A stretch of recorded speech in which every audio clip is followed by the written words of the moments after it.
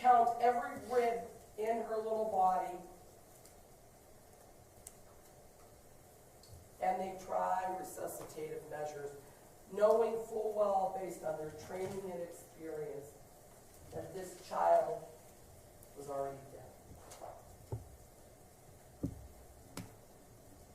Ladies and gentlemen, the evidence is going to show that the next day the medical examiner does his examination of the child, and he finds this 4-year-old to weigh 26 pounds at the age of 4, and that he finds her cause of death to be blunt impacts to the head with a subdural hematoma, and she is malnourished.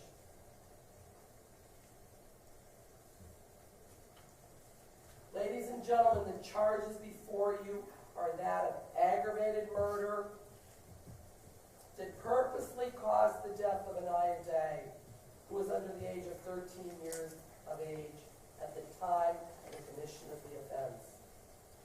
Murder did cause the death of Aniya as a proximate result of the offender committing or attempting to commit an offense of violence, and that felony is of the first or second degree of felonious assault and or endangering children and or permitting of child abuse, folks. Those are the charges. And like we said before, this court is going to give you all those definitions and all those elements.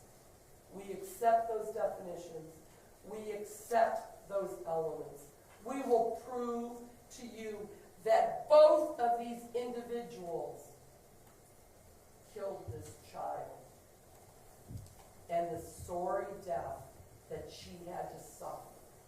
It was a long, prolonged death, and the medical examiner will tell you that, because as a result of blunt force trauma, she suffered a stroke that rendered her incapable of many human abilities, of eating,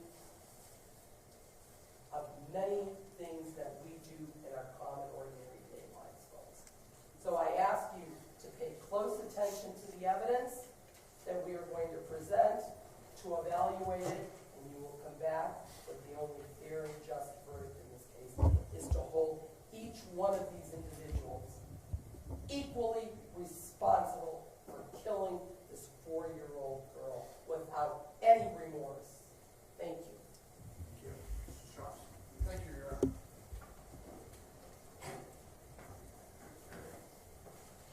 Good afternoon. I'm just going to ask you, as we proceed through this trial, to keep the oath that you took earlier this afternoon in mind. To think and keep in mind the things that we talked about yesterday at board here. Keep that burden of proof in mind. Use your tests of credibility that we talked about yesterday and today. Use your common sense and reason as you listen to this evidence. I'm going to ask you not to jump to any conclusion as we talked about yesterday. Don't let any single piece of evidence close your mind to everything that you're going to hear over the next several days. Please withhold judgment. You will see photographs and things that we talked about yesterday. It may be difficult to not reach a conclusion or close your mind when you see some of these things. I'm just going to ask you to please keep an open mind until you've heard each and every piece of evidence in this case. And that when you're done, you're going to conclude and find that the state of Ohio has not proven beyond a reasonable doubt that Sierra purposely caused the death of her child. Thank you. Thank you. Good afternoon, ladies and gentlemen. First, I'd like to echo everything that Mr. Shawn just said. But I'd also like to make some clarifications. You will hear testimony about circumstances and incidents regarding this child from daycare workers. However, they will date back to 2015, not May of 2017. Sierra and Deontay Lewis, who is my client, who I am here on behalf of. The evidence will show regarding him that he and Ms. Day did not hook up until July of 2017. They never really became a couple until around August. By this time, little Aniya was 4 years old. They had been a couple for about 7 months before this child lost her life. Now, the issues between Aniya and her mother were long before Deontay entered their lives. Long before. And the evidence will show that when they first hooked up, the relationship was nice and fine, and, you know, he approved of her parenting practices. But after a while, he started to disapprove of her parenting practices. And when he would speak to her about that, her response would be, "This is my child, and I discipline her the way I see fit." So he stepped back. Now, eventually, you know, he fell in love with this woman. Probably still is. But he fell in love with her. And he fell in love with her child. Now, he did not ever move in with her. He spent time at her house. But what 27, 28-year-old man, you know, with a girlfriend that's got her own place, doesn't hang out at her place? He was living at home with his parents. He never moved from his parents' home on Burnett Avenue in East Cleveland. Never. The evidence will show that. He would spend time at Sierra's house, but then he would leave and he would go kick it with his boys, or go back to his parents' home, or go to his brother's house. He might spend a few days there, but he was in and out. He was never a resident in her home. So he was never there every day monitoring her behavior towards this child or this child's eating habits. Yes, he lost his job in January, but the evidence would show he lost his job because she was constantly calling him at his job, telling him he needed to come home because something was wrong with the baby. The evidence will show when she would leave. Reverend, will you approach? Yes, please do.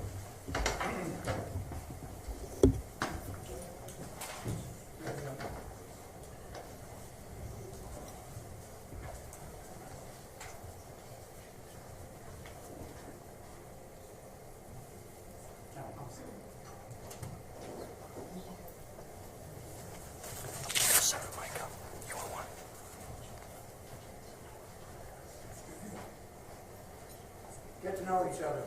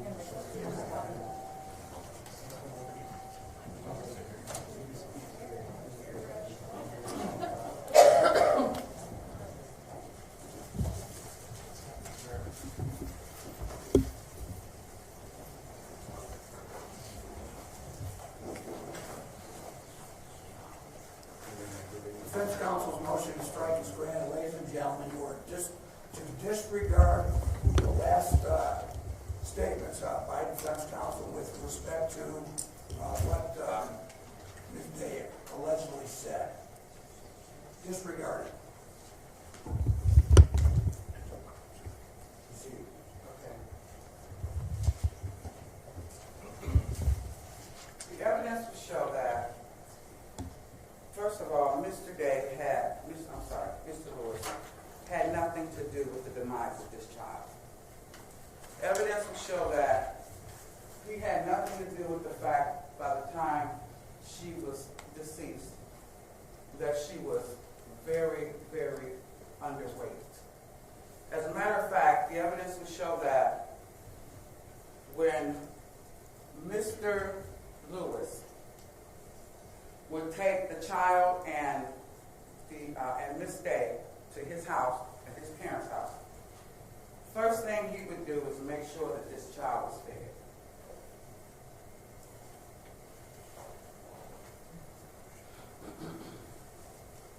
Let's go sidebar.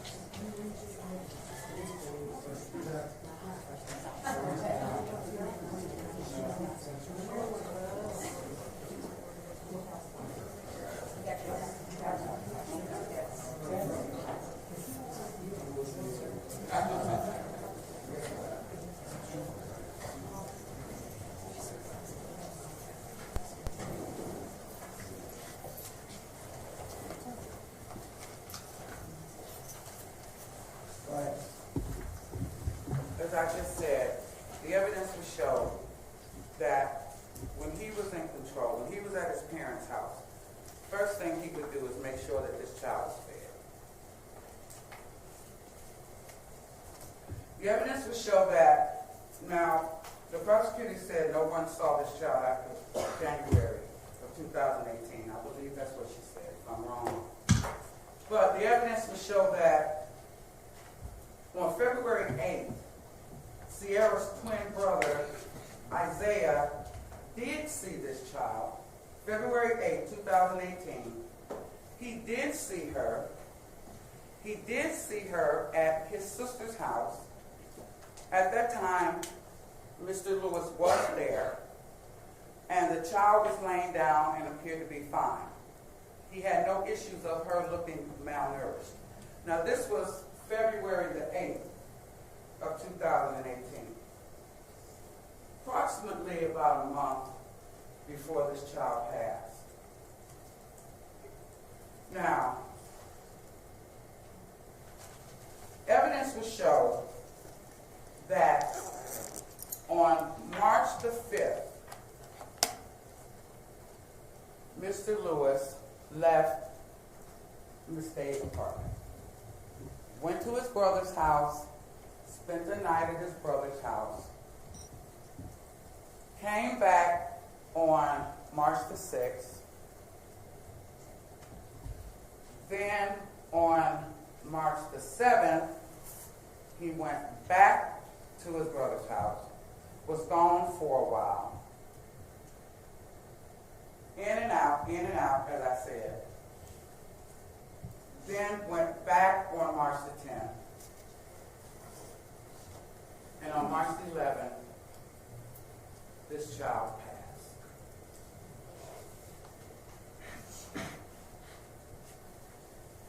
When he, on March the 11th, and you will hear from the 911 call that came in on March the 11th, he called 911. She did. He called 911 because the child was unresponsive. She was unresponsive. The evidence would show that she had a very large black eye that was closed shut with a slit over the top of her eye. he called 911 because, and one of her eyes were open. When he discovered that this child was unresponsive, he called 911 and told them, she's unresponsive. I don't know what's going on. She's got one eye open. I don't think she's breathing. He said, I tried to give her CPR, and the 911 operator says, don't try to give her CPR. And she tries to talk him through it. Then the evidence will show that then the mother chimed in and said, they had a little conversation, and in the conversation, eventually the mother says, she's not breathing. The 911 operator says, she's not breathing? The mother says, no. It's like that. No. So then the 911 operator instructs Mr. Lewis to start chest compressions. Chest compressions. He's doing the chest compressions. And as he's doing the chest compressions, if you listen closely to the 911 tape, you can hear the child.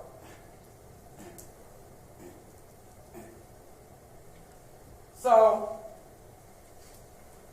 seemingly, from the 911 tape, seemingly Mr. Lewis thinks that's her breathing. That's her breathing. And he believes doesn't realize this child is expired.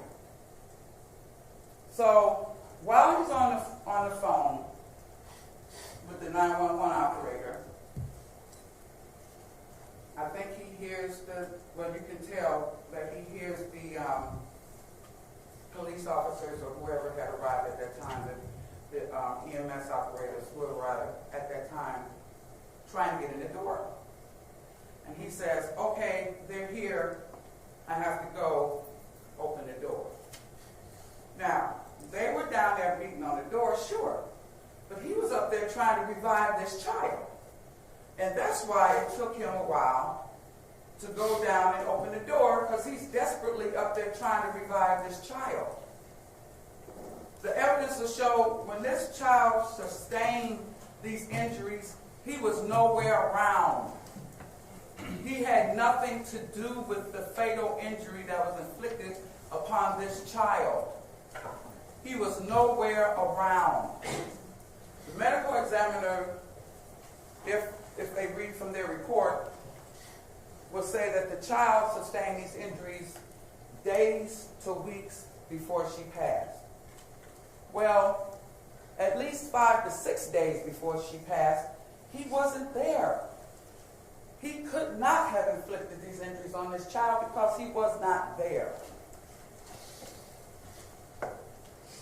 He got arrested because by the time EMS got there, he was there. He was there with Miss Day, trying to revive her child. He didn't know what happened to that child. He didn't know where she sustained those injuries. He couldn't tell them how she was hurt like that because he didn't know.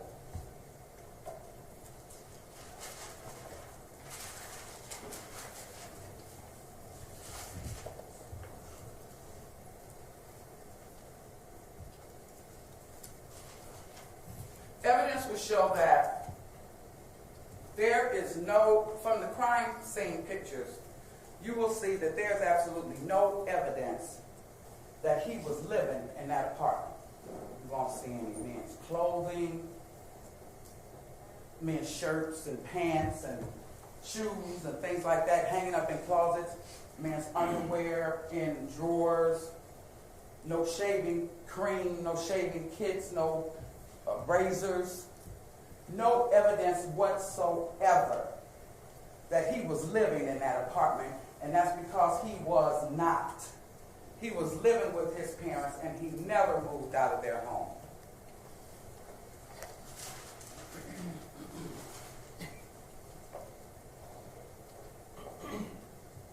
The evidence will show that he had nothing to do with her death, he never abused her, and he had no hand in her malnourishment. Now that's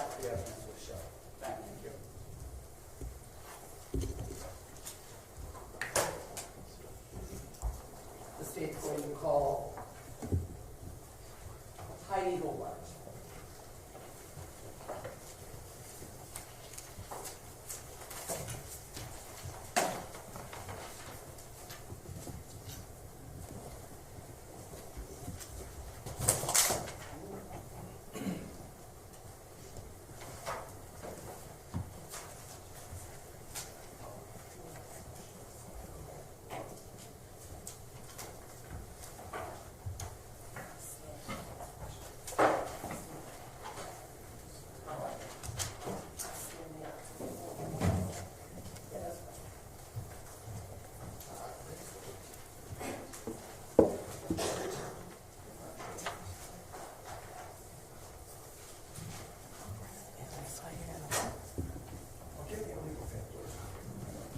Raise your right hand, please.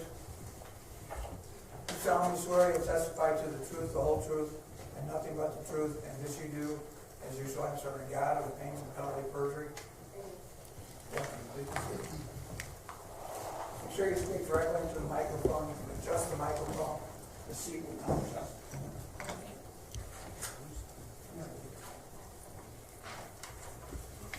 Good afternoon, Ms. Hobart. Can you please state your name and spell your name for the record? It's Heidi Hobart, H-E-I-D-I. Ms. Hobart, go ahead. You're a little soft-spoken. You can move the mic just so we can hear you a little better. Go ahead, ma'am. Heidi Hobart, H-E-I-D-I, H-O-B-A-R-T. And ma'am, are you employed? I am, yes. Where are you employed at? Chagrin Valley Regional Dispatch Line. And what do you do at the Chagrin Valley Regional Dispatch Center? I'm a police and fire dispatcher. And how long have you been employed as a police and fire dispatcher? 16 years. And what sort of training experience? Judge will stipulate that she's adequately trained, she knows what she's doing, and they can play the tape, which move matters along. Is that a stipulation from both?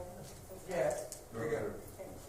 Ms. Hobart, were you working as a dispatcher on March 11, 2018? Yes. And what was your assignment that day? I was a police and fire dispatcher. Okay. And what sort of things did you do as a police and fire dispatcher? Answer phone calls for emergency, non-emergency lines. And how are those calls maintained? Are they recorded? They are, yes. Okay.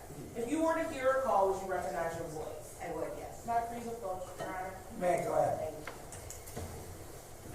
Thank you.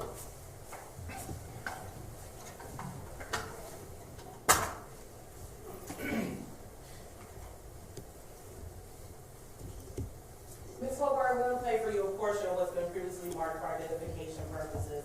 It states Exhibit 241.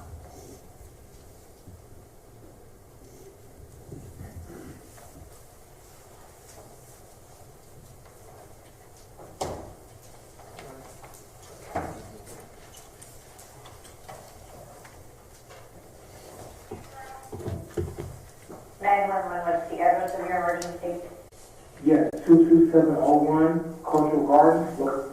And Ms. Hobart, do you recognize the voice on this call? Yes, that is. And is this recording the same or substantially similar conditions to when you first took the call? Yes. Ohio. What's the name of the street? Restaurant. Okay, and what's going on at CD701 Lakeshore Boulevard? Yeah, I'm arrested. Apartment number 119. Apartment number 213. First building. 213, you said? Yes, the first building from the Cultural Gardens. And why do you need an ambulance for there? Yes, my daughter is having a hard time breathing. She's breathing, but she's barely breathing. Is she able to talk in complete sentences? No, she can't. She's not talking in complete sentences at all. How old is she? 4. She had fell out and was trying to going on her. Is she conscious now? Is she conscious? Yes. So, but she's not really breathing. She's not speaking. She's not responding to it. Is she awake? Her eyes are open, yes. But she's not really alert? She's not saying anything or responding to what. When I press down on her chest, she'll make a sound. Okay. Don't press down on her chest, okay? No, with two men. 22701 Lakeshore Boulevard, apartment 213. Does your Yes. daughter have a history? Does she have a history or Does what? she have a history of any breathing issues? No. What was she doing before this happened? Well, she's been acting a little sick. We went to Red Lobster last week. I thought it was because of that, because she started acting weird. I thought it was like a stomach virus or something of when she ate or whatever. And I noticed that she's been at home. We started like feeding her, and she was just throwing everything up. So gave her ginger ale. She threw ginger ale up. I gave her Tylenol. She spit that up. Okay. When's the last time she ate or drank anything? We tried to give her some breakfast in the morning, and she ate like a little bit of it, but it's like she kept chewing it. She was prolonged and chewing it for a long time. She's been having these flu-like symptoms for how long? It started last Thursday when we came for the loss, and we know that she started acting weird. Since last Thursday? Yes, As in like a few days ago? yes. She been running a fever? She was a little hot, but then her body would like just be weird to turn cold. What is your name? Aniya, A-N-I-Y, What's your last name? Day, D-A-Y, And a phone number for you? 216-566-0790. Did you guys try contacting the child's pediatrician? Did we try? Yeah, did you call our pediatrician when you started? No, I actually just spoke to a 24-hour nurse. Okay. What is she doing now? Well, now I just got her sitting up. I tried to even put them on do mouth to mouth. Well, if she's breathing, you probably don't need to do CPR. Do you know what I'm saying? Cause I put my fingers, I don't know, I'm just trying to figure out what else can I do. Like I put my hand up to her nose to see if she was breathing, and I didn't feel no air coming out. Like she got her eye open. Wait a minute, is she not breathing? No. Your child is... Pausing the call at 3 minutes and 53 seconds. Ms. Hobart, how long is it before you're notified that this victim is not breathing? It was at that time when we realized that. Based on, how is it that you proceed to give someone information as you have them on the call? Do you go based off of what they inform you of? Yes.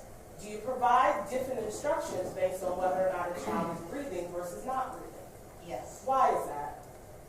If they're not breathing, we need to get CPR started immediately. Resuming the call at 3:53. Not breathing? No. Okay, let's do CPR then. That's what I'm trying to do. I didn't do my whole 4 2 minutes. I did two fingers basically is what I'm doing. Okay, I want you to get her on a flat surface. Okay? Okay, say it again. No. They just told me yes, we're going to start CPR right now. Okay, put the phone on speaker. Yeah, let's put this phone on speaker, okay? If you guys have an AED available, I want you to send someone to go get it right now, okay? What available? An AED machine? Stopping the call at 4:36. Why are you asking someone to go get an AED machine at this point? That's protocol. And what is an AED machine? It's a machine that they can hook up to a body to deliver shocks and attempt to restart the heart. Resuming the call at 4:36. No, Okay. we don't have that. All right, place your daughter flat on her back on the floor, okay? Okay. Kneel down near her chest. She is definitely not breathing, correct? Yes. Okay. Place the heel of your hand in the center of her chest. Put your other hand on top of the first hand. I want you to put it down firmly on the chest at least 2 inches, only to the heel of your hand. Okay? We're going to do it 30 times, just like you're pumping her chest, okay? You're going to count out loud with me. Are you ready? Okay. 1, 2, 3, 4, 5, 6,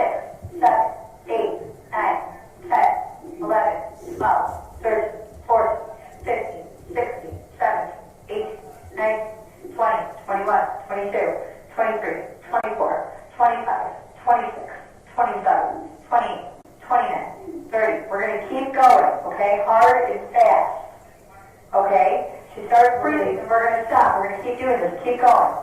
1, 2, 3, 4, 5, 6, 7, 8, 9, 10, 11, 12, 13, 14, 15, 16, 17, 18, 19, 20, 21, 22, 23, 24, 25, 26, 27, 28, 29, 30, 1, 2, 3, 4, 5, 6, 7, 8, 9, 10, 11, 12, 13, 14, 15, 16, 17, 18, 19, 20, 21, 22, 23, 24, 25, 26, 27, 28, 29, 30. Keep going, okay? The squad just called there on scene. We have, I need one of you guys to get up and go open the door. Okay? Is she still not breathing? Pausing the call at 6:42. At this point in time, why are you giving instructions for someone to go and open the door? Because the ambulance had just arrived on scene and they need to do it. Resuming the call at 6:42. Breathing? Yeah, she made a sound whenever we do that, whenever we do the little pumping thing, she made a sound like, but then Is she breathing? Check her nose. Somebody should still be pumping. you feel cold air. Does she feel cold air from out the nose? There's cold air coming out of the nose? Yes. Okay, she's got air coming out. Is her chest rising up and down? No. Her chest is not. All right, keep pumping. Okay, if her chest isn't going up and down, I want you to keep going until the squad gets there to take over.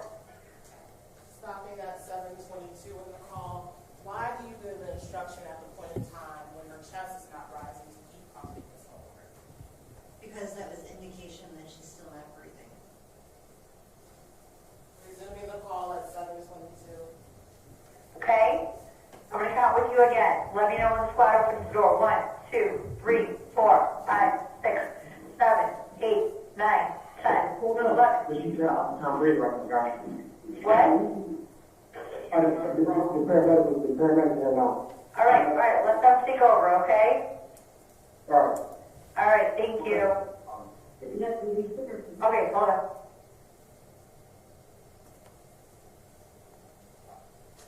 Sorry, I think he hung up.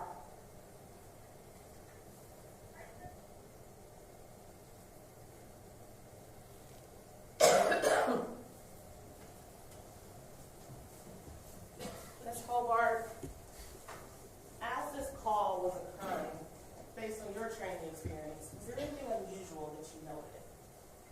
Objection. Go ahead.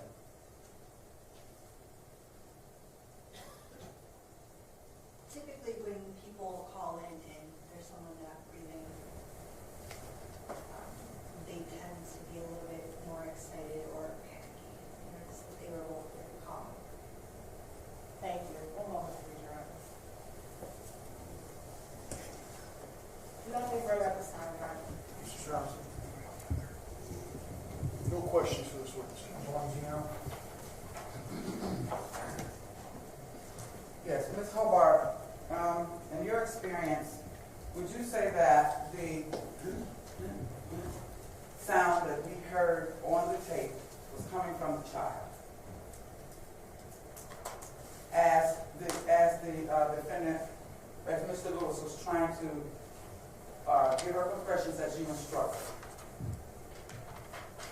I don't know. You don't know. No, I was not there on the scene to Did you hear that when you were on the phone with them? Yes, I did. Okay. And you don't know if that sound was coming from, it was coming in correspondence with the count, your count. And you were telling them to push as you counted, correct? Correct. And the was coming in at the same time as your count. Will you agree with that? Yes. Okay. So in your experience, you're saying that if you've been doing this for 16 years, you're saying that you don't know if that sound was coming from the child? It could have been. It also could have been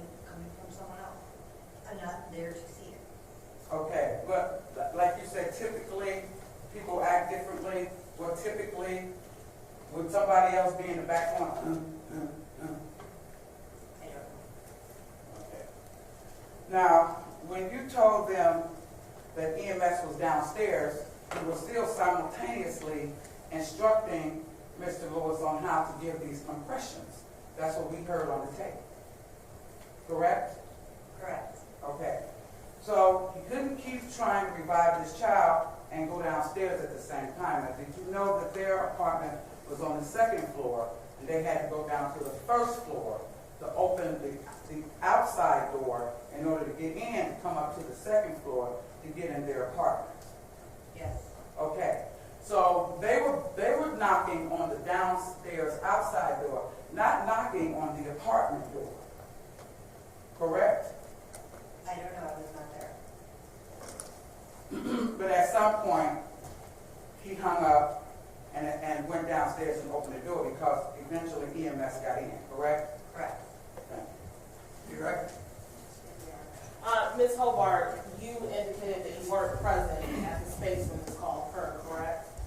Correct. So are you able to tell us whether it was the male or female voice from the phone doing the actual chest compressions? Based on the phone. Thank you. Nothing further, Garrett. Any, Go here. No, you're not. Ms. Stepson, thank you. Go ahead. We're going to call Nate Lupa. Thank you very much.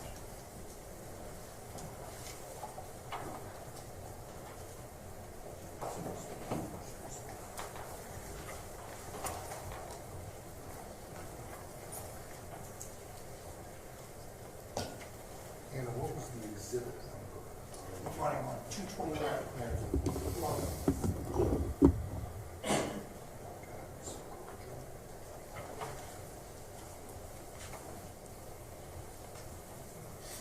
Raise your right hand, please. You solemnly swear you'll testify to the truth, the whole truth, and nothing but the truth of this you do as you so answer unto God, or the pains and penalty of perjury. Good afternoon, please be seated. Speak directly into the microphone. You can adjust the microphone. The seat will not move.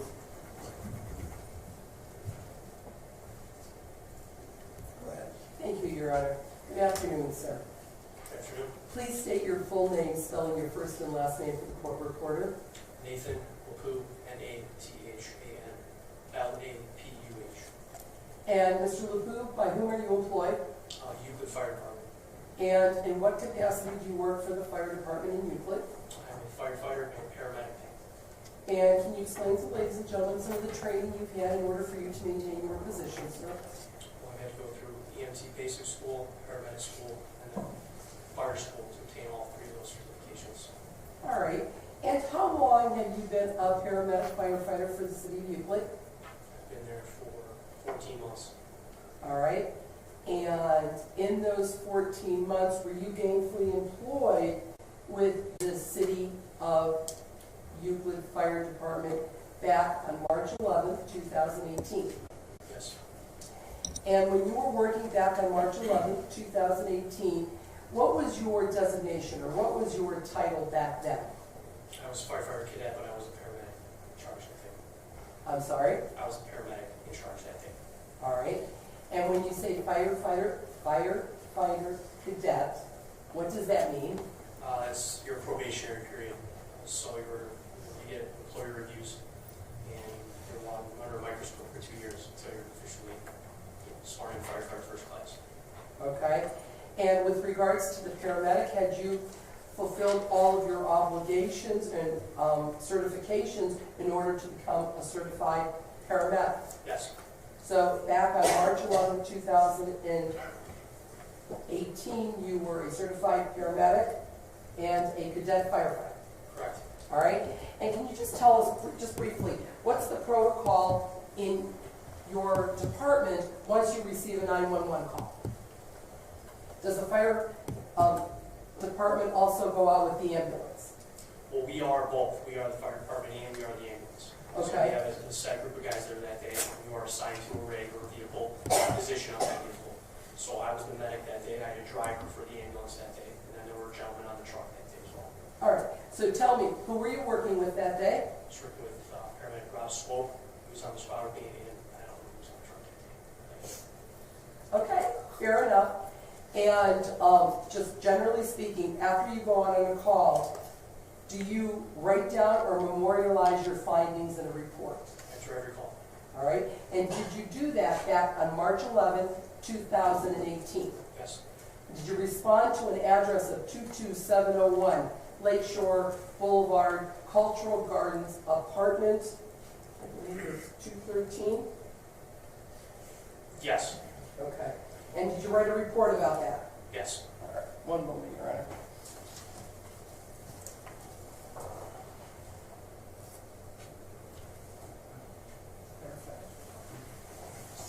Sure.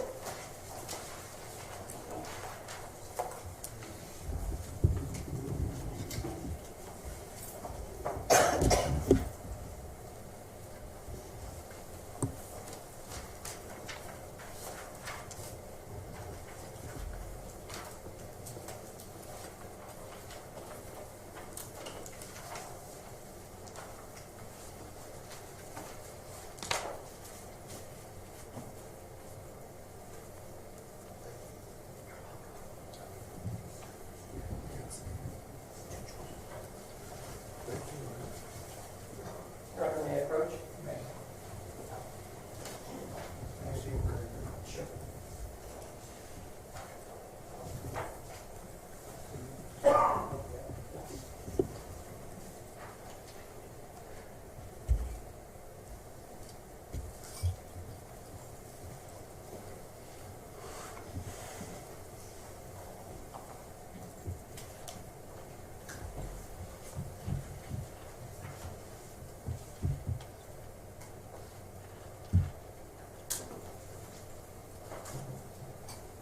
Thank you, Your Honor. Mr. LePew, after showing defense counsel in the court and handing you it's been marked State's Exhibit 220, can you just take a moment and review that for me?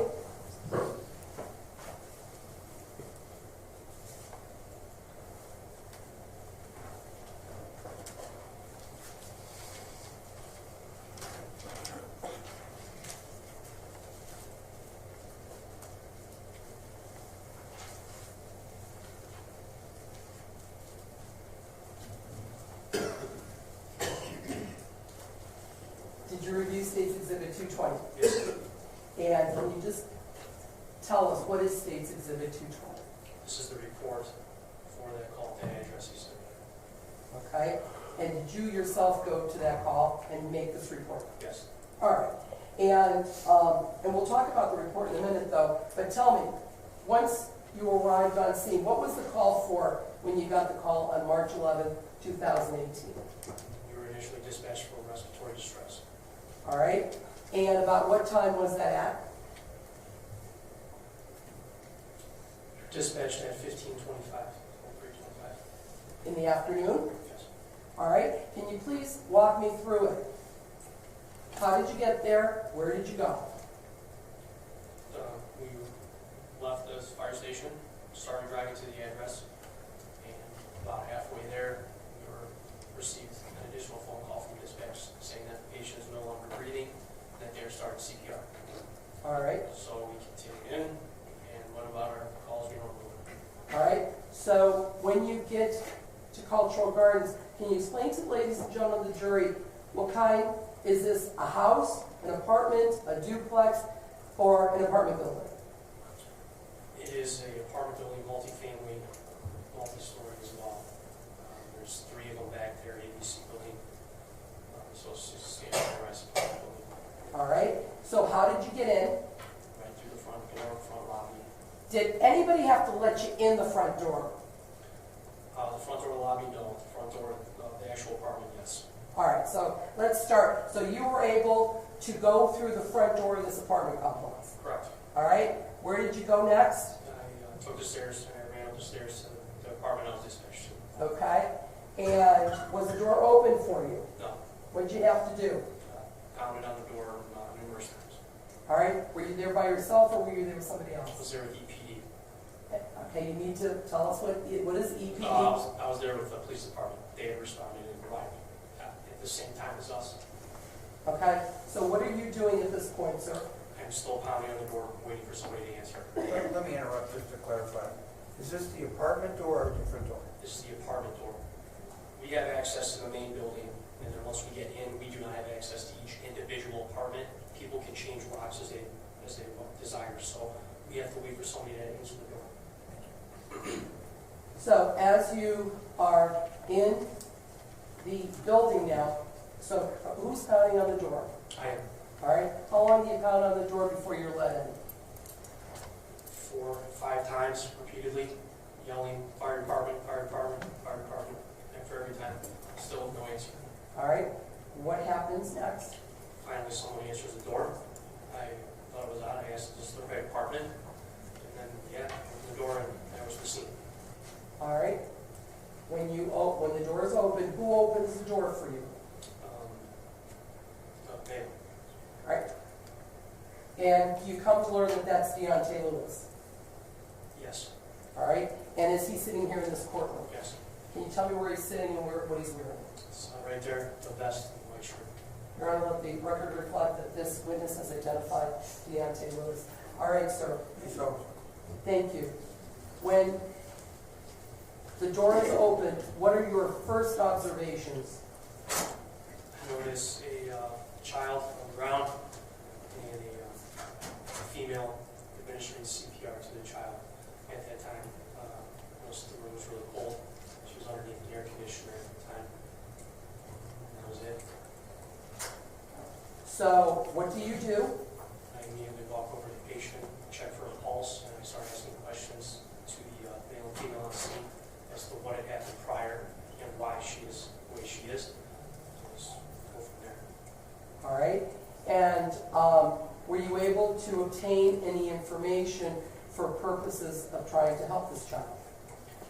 Yes, I had a kind of broken story from both parts. What the story was told is that the patient had trouble breathing, and she had fallen earlier that day, hit her head, and that they had come home. The patient got sick, and that's how they found her. So I didn't really get anything else from that. It was very quick, even out of the room. At that point, after seeing her like that, I made the decision to get the patient up and out of the room. It's going to pick her up. Okay. And so what do you do then? You pick up this child, and where do you go? I start running down the stairs to the ambulance. Okay. Once you run down the stairs, where do you go? Right back down into the lobby, right out the front where we came in, and then right back into the ambulance, which is right out front. Okay. When you went to the ambulance, where did you put the child? Right on the cot that was in there. And what did you start to do? We started to cut her clothes off so we could get access to her. And When you cut her clothes off, Mr. Lupa, what did you notice? burns in different stages, cuts in different stages of healing, multiple contusions across her body. Very skinny, and I could see all of her ribs, her bones. It looked very malnourished. She was cold, stiff, and at the time, we just made the decision to keep working her as a kid. Okay. And Mr. Luther, when you say she was stiff, what do you mean by that? For my education, when we were working something like that in their stiff, they had not recently just gone into cardiac arrest. They had been in cardiac arrest for some time. on the roll. Go ahead. When somebody is that stiff, that they had not just gone into cardiac arrest, they had been in cardiac arrest for some time, not just recently. Okay. Objection. Overall.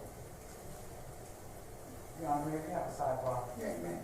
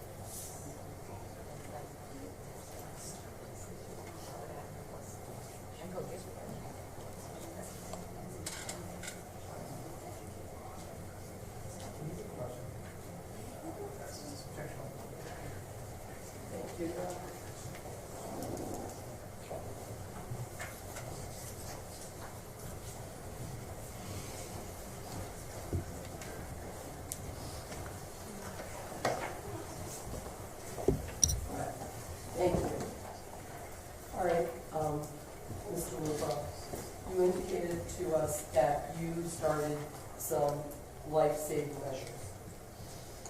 Yeah, initially, those are basic BLS measures, earlier CPR. We attempt to ventilate the patient at the time, make the decision to take the patient and move them to an environment that I was more comfortable with.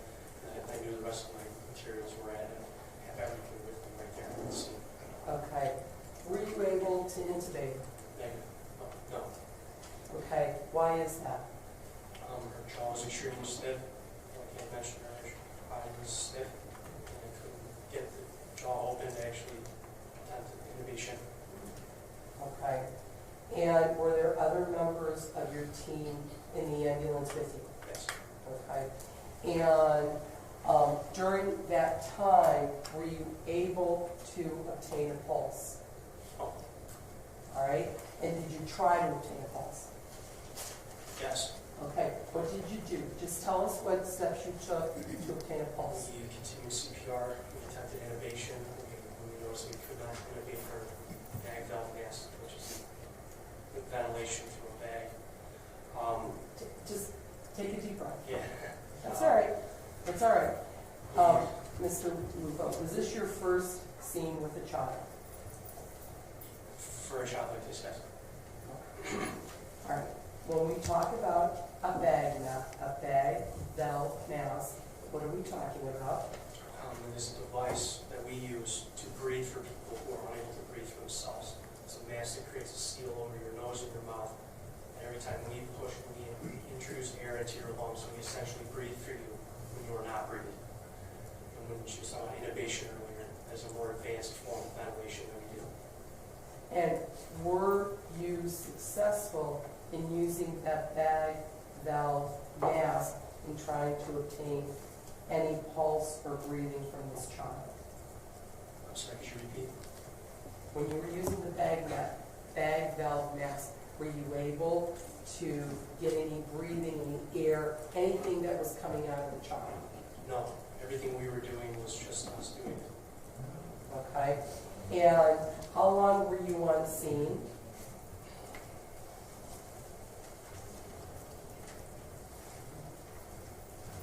We were on scene for a total of 4 minutes. All right. And all these measures that you have talked about. Now, you also provided us with a report, correct? Yes. And did you write down everything that you did in your report, sir? Yes. Okay.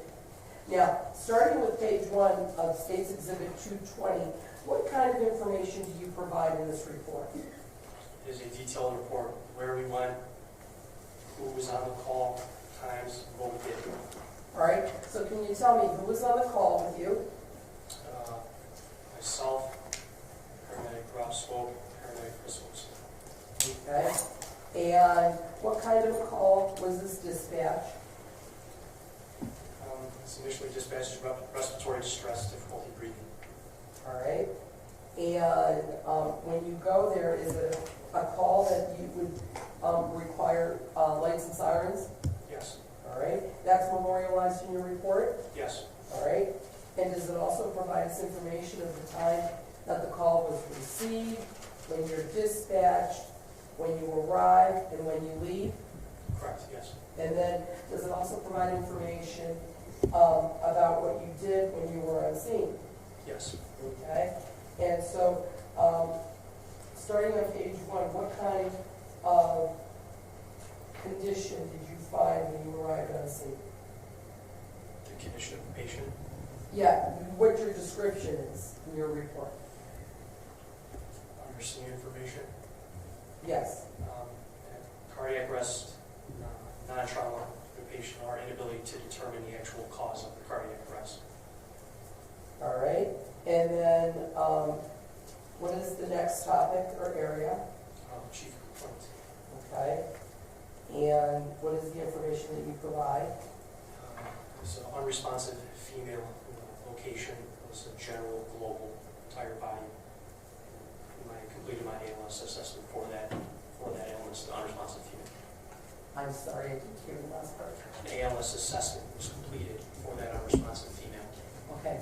What is an ALS assessment, sir? It's It's a detailed assessment from a paramedic, on everything from their airway, breathing, and circulation, down to what meds they've taken, what history they have, anything of that sort. Just getting a generalized history of the patient and the events going on. Okay, and then what is the next topic? The history of present illness. All right, and what information do you provide there? I provided what I saw, what happened when I arrived on scene, and then a couple statements I had. And what was that? I wrote down on arrival, I met the EPD at the doors to the building, like I said. EMS and EPD, so us and the cops were at the apartment. I wrote down I knocked multiple times on the door to attempt to get someone to open it. I wrote what I saw. Upon entry, I saw the child on the ground underneath the air conditioner with a female mother trying CPR. I know that the apartment was in normal condition. The child was severely emaciated and had facial injuries. No blood was on scene, though. So, the mother states that the child has no medical history.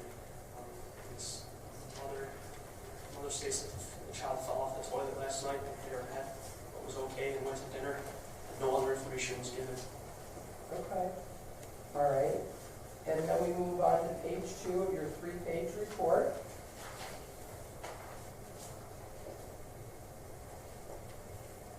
And what were your findings as to your neurological exam?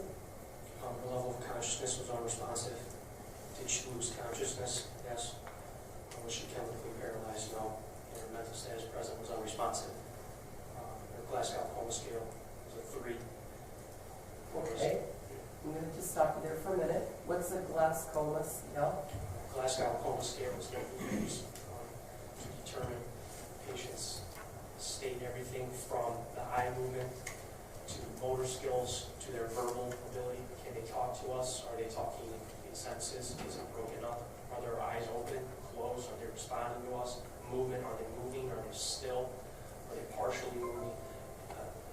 The scale that we use to determine a treatment method for it. Okay. And you also indicate to us in this report that the pupils of the eyes were dilated. Yes. Okay, and that the motor and sensory motory was flaccid. Can you tell me what that means? Nothing there. There's no muscle tone. It is just completely. No muscle tone in the body, sir? Yeah, there was nothing. It was just like dead weight. There's nothing there. Everything is loose. Okay, thank you. And then you also provide more information about cardiovascular and cardiac arrest. Yes. Okay. And what information do you provide us there? Just that her cap refill was greater than 2 seconds, which means her tissues are not perfusing adequately. I'm sorry, I can't. You have to keep your voice up, sir. That her cap refill was greater than 2 seconds, and that tells me right away that her tissues are not perfusing adequately, that there is not blood circulating to those tissues. Okay. And so, as a result of that, what do you do? That's when we start CPR. Okay. And did she have any rhythm? I'm unable to determine a rhythm. That's when the monitor determines a rhythm, but there was no pulse. All right. And what does asystole mean? Asystole means that there's no electrical activity going on in the heart. That's what is flatline asystole. That's what that is. All right. And then you do an initial physical finding. So what were your physical findings that you observed yourself, sir? There's a contusion and a laceration on her head. She had a 1-inch laceration on her forehead. There were multiple cuts and bruises in different stages of healing all across her body. There was burn blistering to her ankles. There was a 1-inch burn to her right ankle. Burn blistering on her right lower leg. Burn redness on her right lower leg. Her right lower leg showed a 5-inch second-degree burn to her right shin. Her left eye had a contusion and swelling, and a 2-inch laceration of lower left eye as well. Mental status was still unresponsive. And sir, when you're looking for that, and you look at the laceration, do you see any blood? No. Can you tell the ladies and gentlemen of the jury what a laceration is? Laceration is a color. I just looked at the knife, it's a laceration. All right, and then finally, on page 3 of your report, are these like your final comments, or these a continuation of your activity that you? I'm sorry, page 1, the third page. Yes. That page right there is a time stamp, what happened, what we saw, what we did. And that is everything that you just testified to, sir, correct? Correct.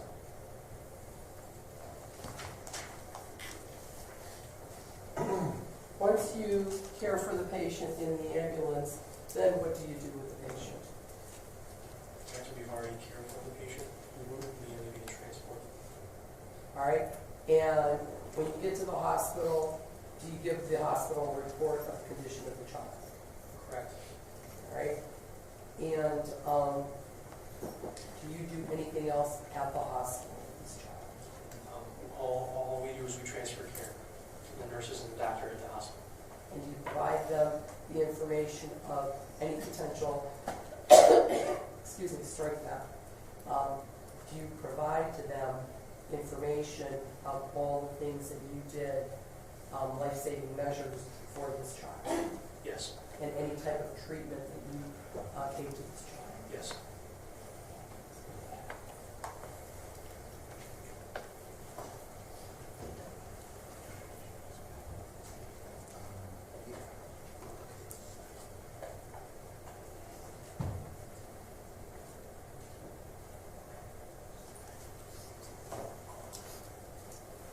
Mr. LePew, let's just go back to the beginning for a moment, okay? When you first arrived to the apartment, where was this child located? In the room, straight ahead from the door, right underneath the air conditioner. Okay? Was the air conditioner on or off? It was on. Okay? What was the room like? It was pretty cold. I Okay? remember that. This is on because it's cold outside. It was cold here. Okay? It was March 11th, 2018. Yeah. Okay? And did you question anybody about that? It's time up.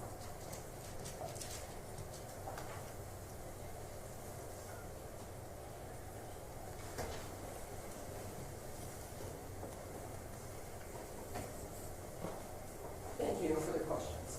Mr. Johnson, 1 second, please.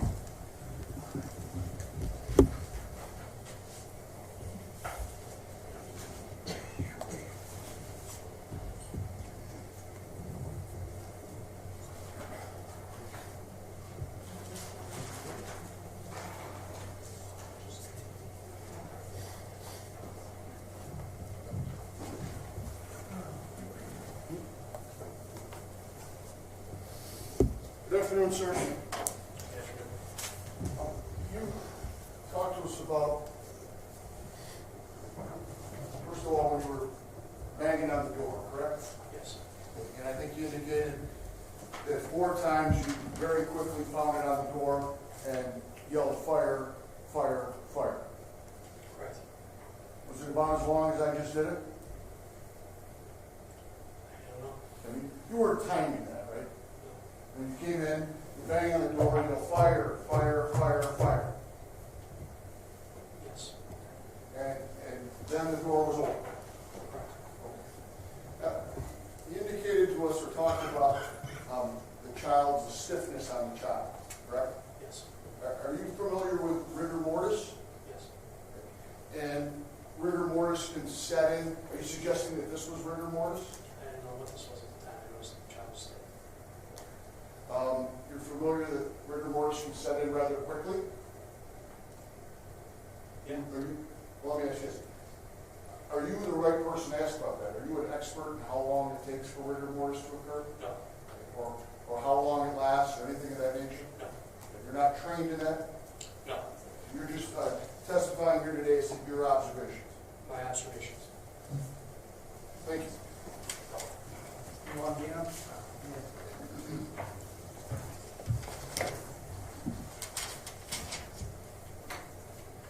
Now, you said you had been working for EMS for 14 months at the time, by March 11, 2018? No, at the time, she asked me how long I had worked for the city of Euclid. Uh-huh. Currently, 14 months. Okay, how long have you been a paramedic? My career or for the city?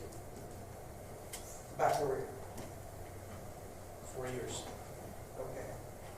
Now, you testify that it was you, first of all you're really trained to do is make clinical observations. You're not a medical doctor, correct? I'm not a doctor, correct? You cannot do diagnosis, correct? Correct. And when I say clinical observations, what I mean is what you can see. You make certain determinations about what you see. Yes. Correct? So, in your report, you put that the child had several burns,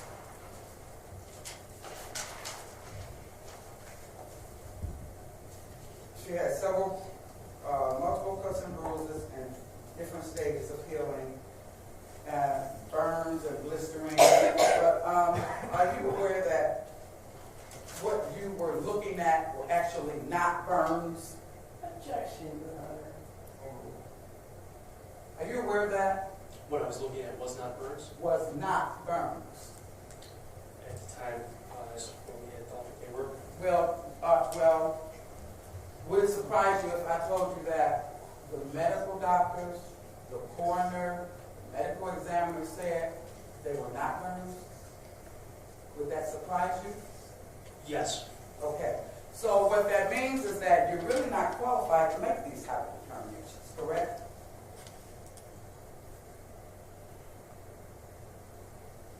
Determinations of what?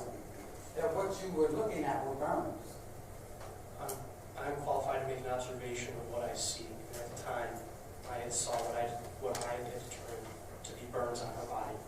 And with the paramedics on scene, we had all talked to each other and determined that that was what we thought that was. That's what you thought it was, okay. Now, also, I think I heard you testify that you inquired about what happened and you were getting different stories and that you wrote down everything you saw and everything that happened. But actually, in your report, you say, mother states child fell off the toilet last night and hit her head, but was okay and went to dinner. No other information given. So, if you got different stories from both parties, then why would you put in your report that you only got one story from one party? I put down exactly what I could remember. I wasn't going to put something down that I did not remember. You didn't remember it then at the time, but you remember it now. I remembered that what was in this report is what I put. You couldn't remember what you just testified to then, but you remember it now.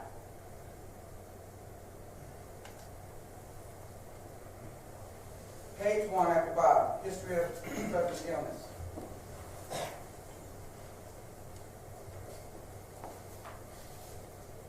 Yes, I put down there that the mother states the child has no medical history. The mother states that the child fell off the toilet last night, hit her head, was okay, went to dinner, no other information was given. Thank you. Can you redirect? Mr. LePew, is it fair to say that you are a trained paramedic? Yes. And that as a trained paramedic, your obligations are to your patient? Yes. And that you make observations and try to obtain information from the people that are around the alleged patient that is before you? Yes. And based on your training and experience, have you ever seen rigor mortis before? Yes. Okay? And based on your training and experience, have you ever seen a lifeless child before? Yeah, I've never seen a lifeless child before.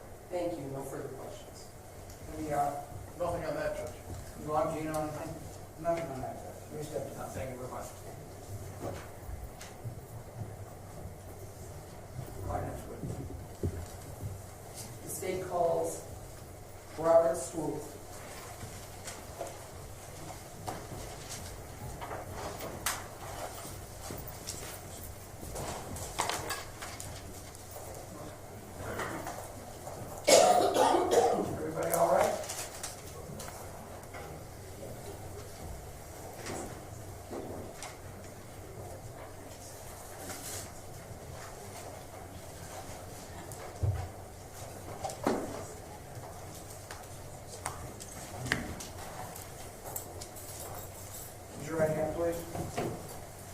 solemnly swear you'll testify to the truth, the whole truth, and nothing but the truth, and this you do, as you shall answer to God, or the pains and penalty of perjury.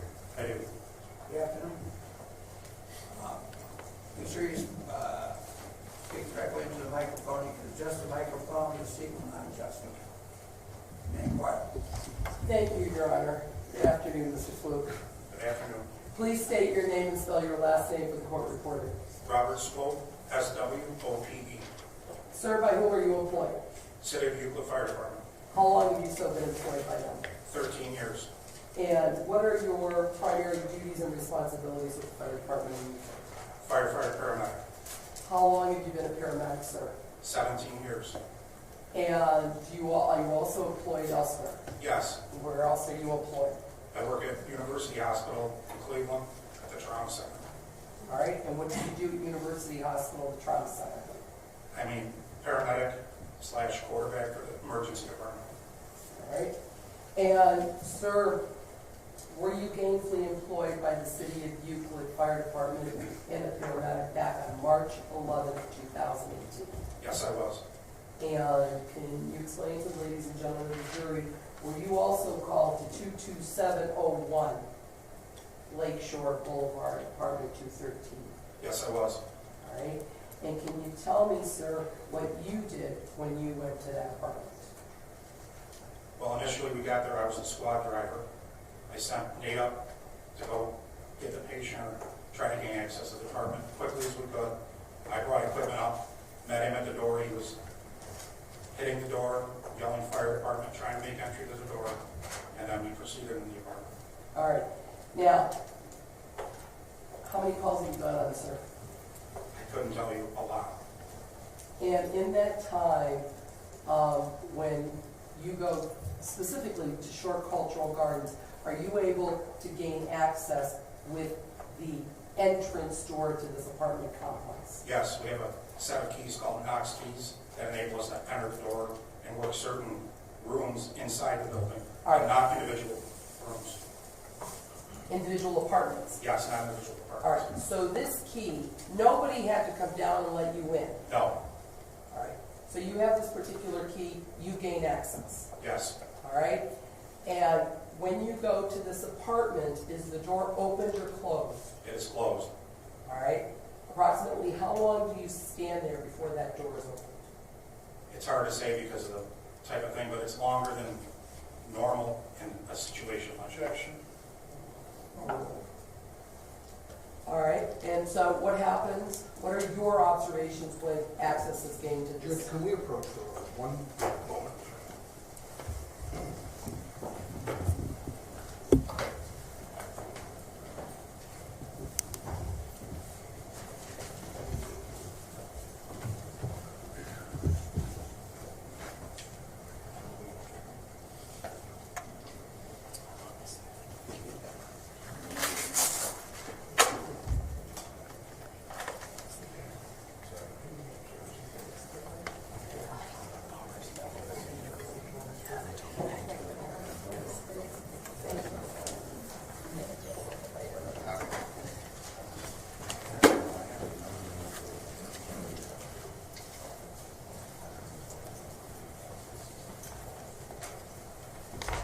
Continue.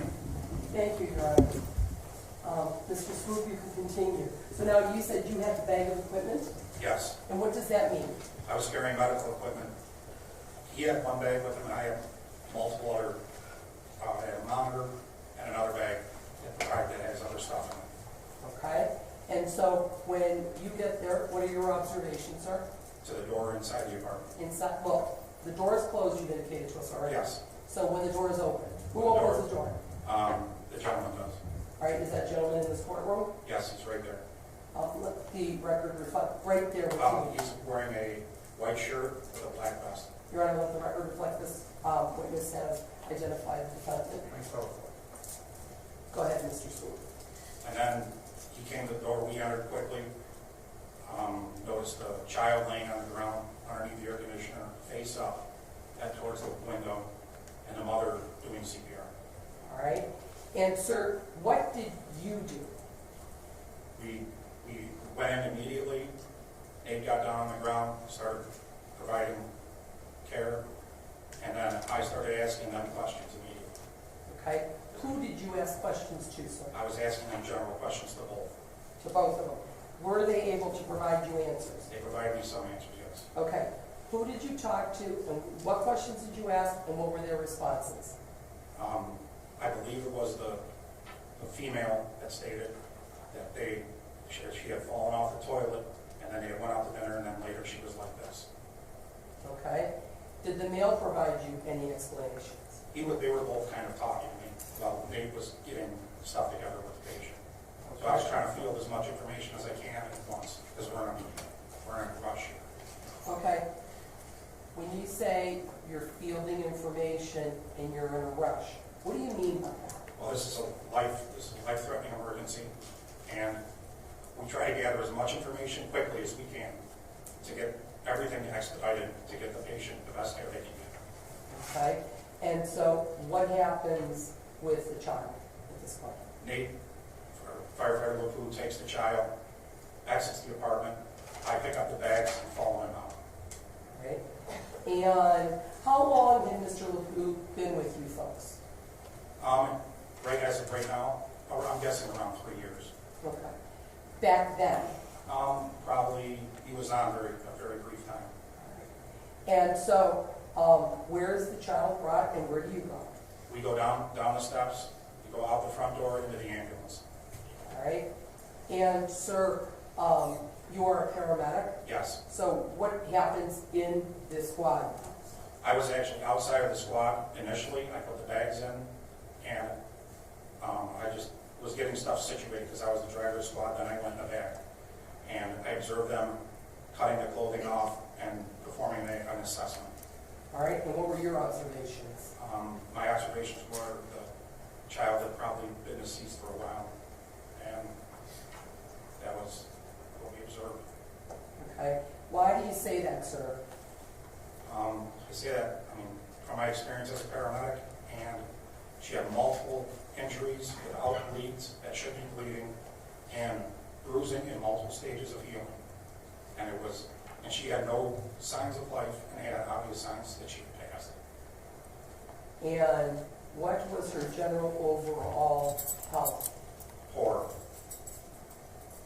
Can you describe? She was emaciated, very thin. I'm going to guess 20 to 25 pounds. She was way thinner than she should have been for a child her age. I can see all the bones in her body. She was extremely thin in the face, and she appeared to have been abused at multiple stages. And so what do you do at that point? Is somebody responsible for making the call to the hospital? It was a general thing. We had some experienced paramedics in there, and we made the call to the hospital and advised them of what was going on, but we decided on scene. All right. When you say you collaborated with the other paramedics, was somebody else with you as well? Yes. Firefighter LaPoo and firefighter Lieutenant Chris Wilson. All right. And who had been on the department, which one of you had been on the department the longest? Lieutenant Chris Wilson. All right. And yourself? Yes. All right. And based on your training and experience and what you observed in that ambulance, was there any sign of life to this child? No. Did you try to revive her? In our opinion, she was beyond resuscitation efforts. And what was the reason for calling the hospital? We have to give a report, so I advise them of what kind of patient we were bringing in, and also was to give them a heads up of the type of call it was. All right. And did you do that? I did not personally, but yes, we did do that. Somebody else did that? Yes. Okay. And after your treatment and care of this child, did you go to the Euclid Police Department and write out a statement with regards to what you had observed and what you had done in this case? Yes, I did.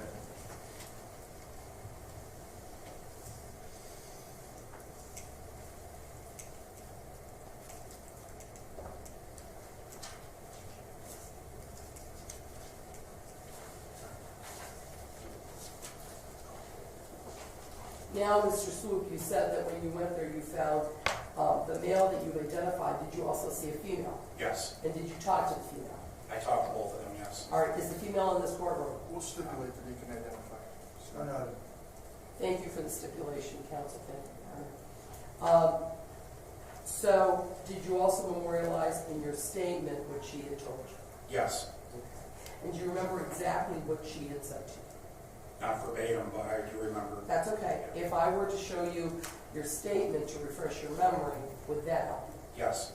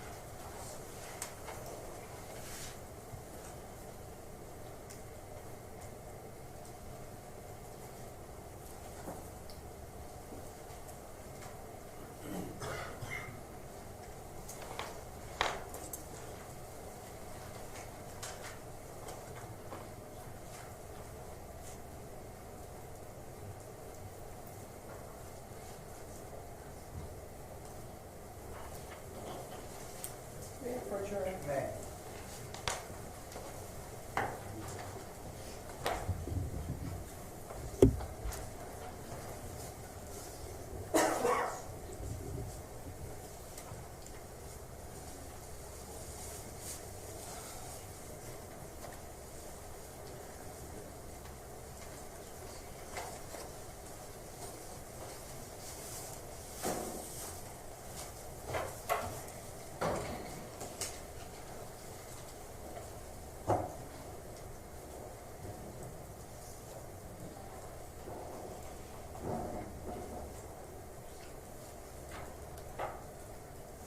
Thank you.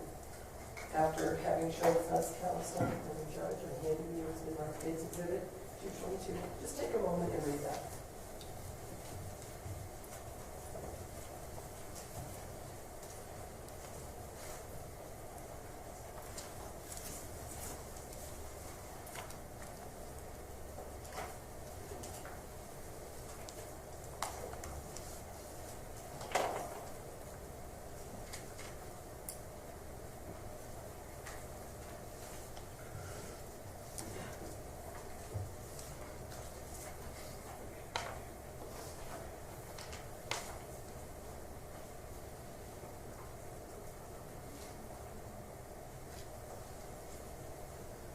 Did you review that, sir? Yes. And is that your handwriting? Yes, it is. And is that your signature? Yes. And does that refresh your memory as to what the defendant said to you? It does. Okay. Can you tell me specifically, identify which person told you what? The man told me the most information, and the woman was very reluctant to give me information. Go ahead. And what did the man tell you? I actually had to. Objection. I had to raise my voice to try to elicit answers from them.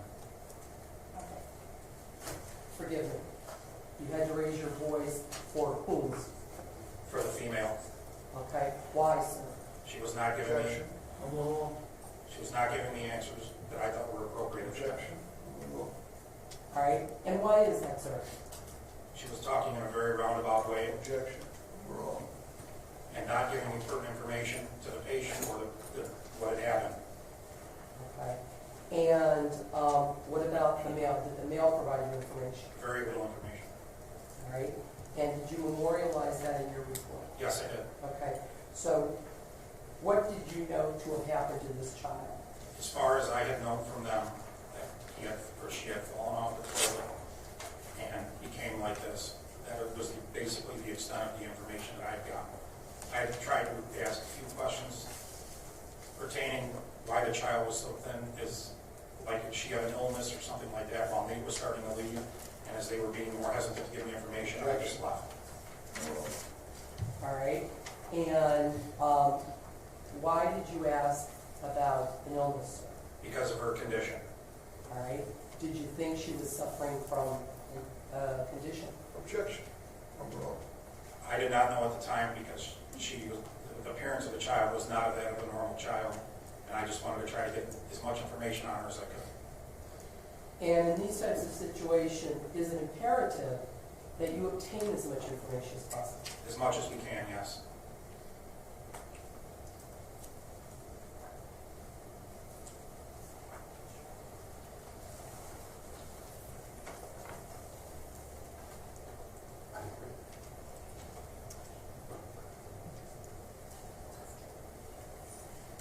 Mr. Swoop, when you go in and you said this child, where was she? Was she on a couch? Was she on a bed? She was laying on the ground with her head facing the outward side of the building, away from the door, and underneath an air conditioning unit. Where was the air conditioning unit? On top of her? No, it was mounted in the wall, below the window, so almost at ground level, and the wind was blowing on the patient. All right. And the head was facing the window? Yes, or she was supine, which means laying face up, and her feet were towards the door, and her head was towards the wall. Okay. On the ground? Yes.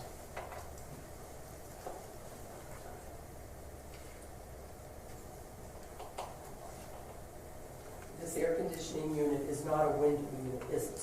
It was not a window unit. Can you describe it for me? In apartment buildings, a lot of times, instead of having a central air system, they have individual units so they can be monitored for electrical use. And this was mounted in the wall, below the window. Thank you. No further questions at this time. I have no questions for this witness, Your Honor. Yes.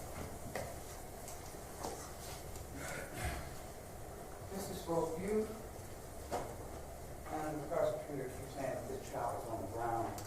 She was actually on the floor, correct? Sure. Grounds are outside, floors are inside. Okay. Now, you're not a medical doctor, are you, sir? No, ma'am. And you are a trained EMS to make clinical determinations as to a person's physical state. Am I trained in that? You are, I'm saying. Yes, I am trained in that. So, you really are not qualified to give a diagnosis as to a person's time of death, correct? That is correct. It's your job to take this person to the hospital so the medical doctors can do a proper diagnosis and can determine a time of death, correct? Yes. So, it's fair to say that you really cannot say how long this child had been deceased. Yes. And you said that when you went to took the child to the truck, she appeared to be non-recessible or whatever the word is. Yes. Right? Okay, so, but you are not trained to make that determination because that is a diagnosis of death, correct? We are trained to make that determination. You're trained to determine whether or not a person has expired. You can make that definite, exact determination. We make the call, then we call medical control, and they advise us of the time of death. No, you take the child to the hospital and the doctor determines the time of death, correct? Yes. Okay. That's what. Now, so what equipment did you take? You said that you took the equipment upstairs. What equipment did you take? I took the LifePak 12 heart monitor, which is a cardiac monitor. I took all of the medical drugs, the oxygen, the glucometer. There's a bag that has all of our paramedic stuff to travel outside of the ambulance with. Okay, now you all had already been dispatched that this child was not breathing, Yes, correct? Okay, so why didn't you take the bag bowel mask? we had that. That was in one of our bags. You took the portable one up there? Yep, Okay, and you administered it there or in the truck? in the truck. So why didn't you administer it there in the apartment? Because it was a grab, we call it like a grab and go situation. Get the patient to a downstairs to the ambulance where we can work, and that's what we do. Well, if you have this bag right there at your disposal and someone isn't breathing, I mean, I'm not a paramedic, but it just makes sense to me that you would administer the breathing apparatus immediately. Patient was pulseless and apneic and cold to the touch. So you made a determination not to put her on a breathing machine until you got to the truck. We grab the patient and we get her the best environment that we could work on. Yes. Okay. Now, you all keep saying that you had to bang on the door. Actually, you banged on the door in rapid recession, and that's when it was open. Correct? False. Okay. What if I tell you that's what your partner testified to? Fire, fire, fire, fire. Then the door was open. That's not. That's We not- banged on the door more than that. Okay, how many times did you bang on the door? I don't know exactly. But it How was long did it take them to open the door? an emergency situation. Sometimes time goes fast. If I had to guess, I would say 30 to 45 seconds. 30 to 45 seconds. Yes. Fire, fire, fire, fire. 1, 2, 3, 4. That's 4 seconds. So you saying 31 more seconds went by before the door was open? That's your testimony. I would say probably yes. Thank you.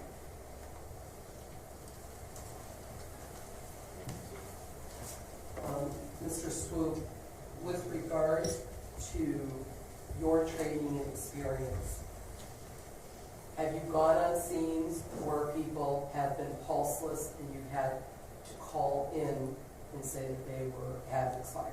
Yes, I have many times. When you went to 22701 Lakeshore Boulevard and you banged on the door, did you find that to be a little different when a call came in for a child not breathing? Objection. Yes. Why? Took, to me, which seemed at the time an unreasonable amount of time to get to the door, which, in my experience, if you have a sick kid on the ground or someone not breathing, Objection. they get to the door as fast as they can, and they're usually very upset, or waiting in the hallway for you. Okay. Did you have any of those things in this particular situation? No, I did not.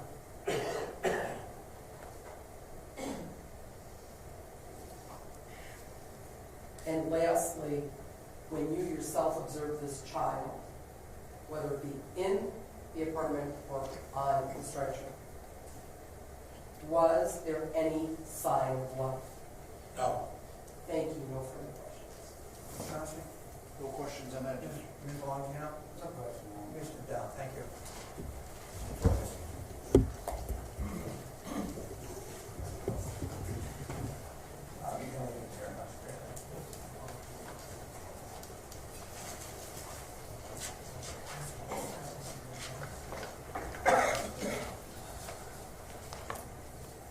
Anybody need a break? You're all right?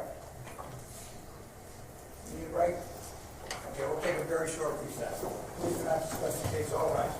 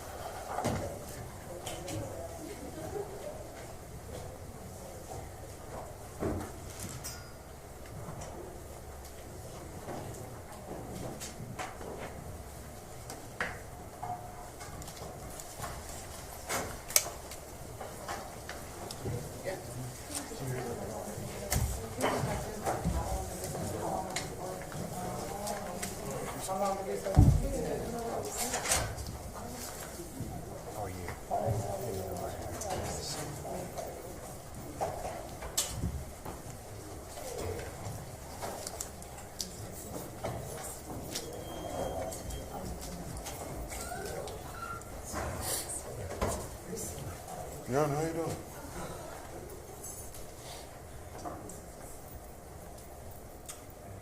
What's up? I'm not. What's up? Everything good? Yeah, man.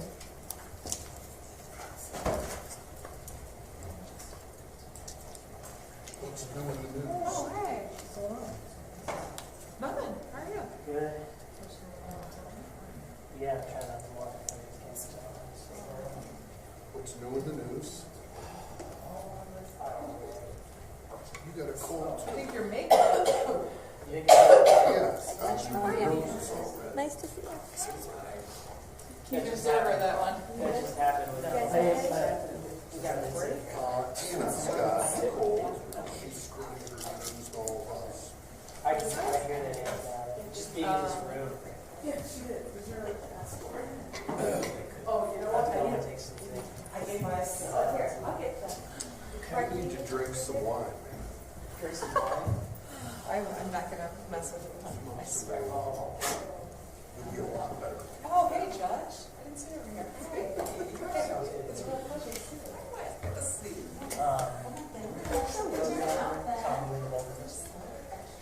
Tommy's doing Oh, love your time. Well, I said no, I just, I mean, between you and me. Are you guys still No. So if I run into I him just on the turned phone, everything like, off. you know, once in a while, they listen. I mean, honestly. Yeah. Do you know what I mean? Like sometimes they get stuck in their group. No, because like Jay is done it to me. Like I bragged to my husband. I was like, I did Jay Schneider a question. Like I was like, literally asked him. Remember that time we did with Buffy? He literally never not once. Yeah. But no, but sometimes we. Yeah. Anyway, I thought that was a good one. Couldn't get it. Oh yeah. Well, I'm not really. Don't get me wrong. My client so Yeah. she bears equal culpability. But I gotta tell you something this time around. Forever. Sitting here, You start with scream at jury. We did motion hearings on Tuesday. Yeah. I'm reading about securities. What's going on with that? You got a case? Big one, really big one. I'm really changing this. I Panel. have You went through a lot of. We got rid of 39 first day. a lot of stuff, and I'm giving it to my kid. And within like the last Steve and I have brought in these 4 white-collar federal cases I'm curious to that see. are so I guess that's for a time for later, but it'll be interesting. Well, you're a better. Sometimes it's not your case, you can see it. Not my circus. How are you? Hey. Always going to be my answer. I mean, I'm not. I'm sorry. and